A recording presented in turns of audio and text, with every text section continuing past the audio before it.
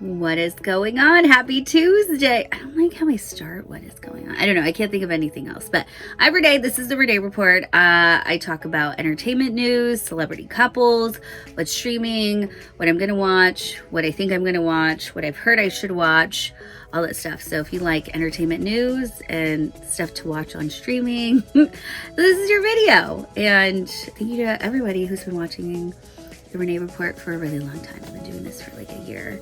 Oh, a couple years actually. Anyways, getting right into it. Britney Spears, her dad resigned as her conservator, which I think is a good thing. I know in other Renee Reports I've said I'm not going to talk about Britney anymore because the whole situation just makes me so sad. Have you seen her on her Instagram? She seems a little kooky. Now, that's from my opinion. I'm not a doctor. She's a little off. Have you seen her in interviews from like 15 to 20 years ago? She doesn't seem the same. Even like celebrities who knew her way back when and seen her now, they're like, she's not the same.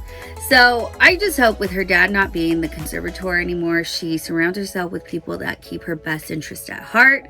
Because I do want her to create stuff, but you know, she's like a gem. I mean, everyone grew up with Britney Spears, and I hope it's for the best. And I'm probably still going to talk about Britney Spears because I'm a big fan of hers, and so I'll definitely keep it posted on what else is going to happen after her dad has resigned from being her conservator.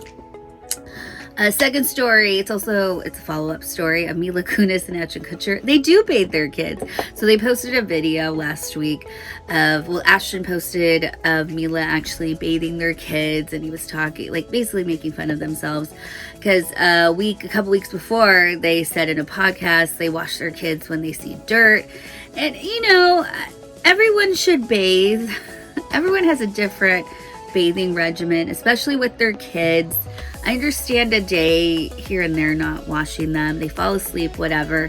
But yeah, so Mila Kunis and Ashton do bathe their kids, and they're hilarious. I love them. Final story, entertainment stories about Heidi Montag and Lauren Conrad. So Heidi Montag and Lauren Conrad were in the show The Hills that aired on MTV so many years ago. Lauren was on the show Laguna Beach. Now MTV has The Hills New Beginnings, which I have not seen. I'm just seeing clips of it on Facebook. I don't even know how to get MTV. So I stream on Sling, this is a little side note. Sling, I have Sling TV, Hulu, Netflix, Amazon Prime, and Disney Plus. That's all it is. So excluding Amazon Prime, Netflix, and Disney Plus, between Hulu and Sling, I cannot find MTV shows. I don't know where to find them. So I'll rarely post in a what to watch segment anything MTV because I don't know what to watch. Like I don't know where to find it. So if you actually know where I can stream MTV shows, let me know because I don't know. I'm too lazy to kind of figure it out. I just want someone to tell me. Anyways, so The Hills. Did you ever watch The Hills? It was a good show. I'm really a big Team Lauren fan. I loved her on the show. I liked The Hills. I didn't care for Heidi or Spencer. I liked Heidi though. I think that Spencer was just a jerk. I like their demeanor now because they totally admit they want this reality star fame, and they tried so hard to be famous, and it worked for a little bit, and then they were like not in the limelight or whatever. Now they're on The Hills New Beginnings. So I think Heidi was promoting the new season of The Hills New Beginnings. So she was on this podcast, and the girl interviewing her was talking about Lauren and saying how successful Lauren is, and you know, she has a clothing line at Kohl's, like really praising Lauren. And Heidi's like, I think she could have done better. Sorry, I just had a little clean my throat. She's like, Lauren could have done better. Lauren could have been like Kylie Jenner, just have this whole industry. She didn't take advantage of her fame and all this stuff. And the podcaster was like, oh, okay. And then Heidi goes into, you know, how Lauren treated her. And she felt that Lauren treated her like a dog. Because what happened was, and a lot of people, I know they kind of hear this story. I remember when this happened because I was really into The Hills. So basically, Lauren when she was dating Jason Waller, I think he was on Laguna Beach too, they made a sexy tape. I think they actually made it. Anyways, Spencer knew about it or got a hold of it, and something he knew about this sexy tape. He said something about it or did something with that tape. Heidi was aware of it, but when the new season of The Hills during that time was airing, Heidi played dumb, and Lauren's like, you know what your boyfriend did, you know what he did. So from that point on, she just kind of cut off Heidi, because she already didn't like Spencer, but that was like the cherry on top. So she's like, I'm done with Spencer, I'm done with you, whatever. So I guess behind the scenes, she's like, I don't even want Heidi on the show. But of course, you know, producers are like, this is so much good drama, we're going to keep her on and everything. So I guess outside of filming, Lauren was just really rude to Heidi, but she had legitimate reasons. And I think Heidi genuinely felt bad, but maybe the way Heidi handled it wasn't great. But obviously, Heidi's still holding that animosity. So that's why, you know, she's trying to be nice about Lauren, but she's still like, ugh, Lauren. Where Lauren doesn't even say anything about Heidi. I think she's really happy in her life. If you follow her on her social media, she enjoys designing for Kohl's. She has other stuff. She's even written books. She loves being a mom right now. She has 2 sons. So I don't think Lauren cares. But anyways, I just love that little juicy gossip from The Hills. What to watch? I mentioned this before. Aftermath is streaming on Netflix. It's a really good movie.